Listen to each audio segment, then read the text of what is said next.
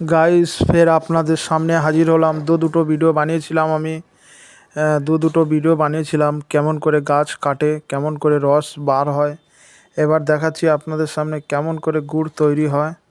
মনোযোগ করে দেখবেন।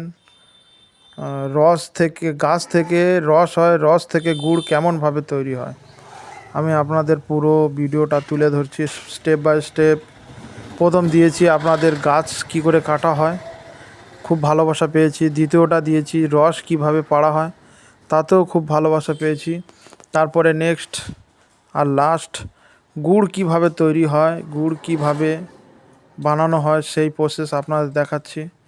এটা দেখতে পাচ্ছেন, এখন গুড় পুরো হয়নি, এটা গুড় হচ্ছে, রস থেকে গুড় হচ্ছে, এখনও জাল হচ্ছে।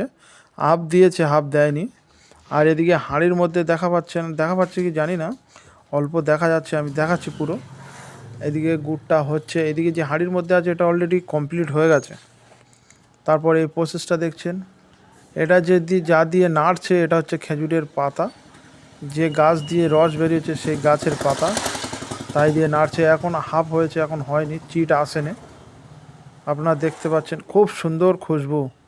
আপনারা যদি কাছে থাকতেন তাহলে এর সেন্টটা, যে খুশবুটা বার হচ্ছে, খুব সুন্দর খুশবু, একটু মিষ্টি মিষ্টি ভাব। দেখছেন হয়ে এসছে প্রায়, এখন বাকি আছে আরেকটা জাল দিতে হবে। তবু আপনাদের দেখাচ্ছি।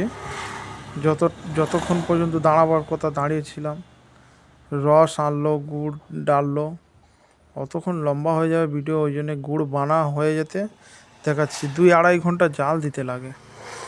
এইটা যে আছে বিক্রি হচ্ছে, সঙ্গে সঙ্গে বিক্রি হয়ে যাচ্ছে। এখানে রেডি হয়ে গেছে একবার, তারপরে এটা 2 প্রসেস, এখন আরেকটা তৈরি হচ্ছে, এখান থেকে বিক্রিও হচ্ছে। আর কাস্টমারও আসছে, কাস্টমারকে দেখাচ্ছি না যেহেতু।